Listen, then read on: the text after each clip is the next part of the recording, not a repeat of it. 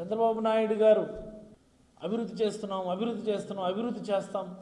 కొత్త కంపెనీలు తీసుకొస్తాం అన్నటువంటి మాటల వెనుక దాగున్నటువంటి అవినీతి, వేరియస్ ఆర్గనైజేషన్స్ని ఈ రాష్ట్రానికి రప్పిస్తాం అన్నటువంటి వాగ్దానాల వెనుక జరుగుతున్నటువంటి తెర వెనుక భాగవతం ఒకసారి ప్రజలందరికీ కూడా తెలియజెప్పాల్సినటువంటి అవసరం ఉంది. విశాఖపట్నం నడిబొడ్డున అంతటి వాల్యుబుల్ ల్యాండ్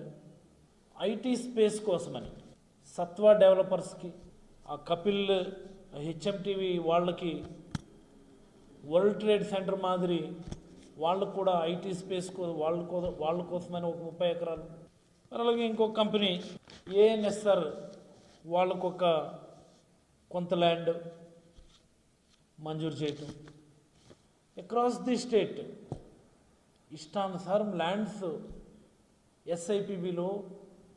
అనుమతులు ఇస్తూ జీవోలు ఇవ్వటం అన్నటువంటిది రాష్ట్ర వ్యాప్తంగా కూడా చర్చనీయాంశమైనటువంటి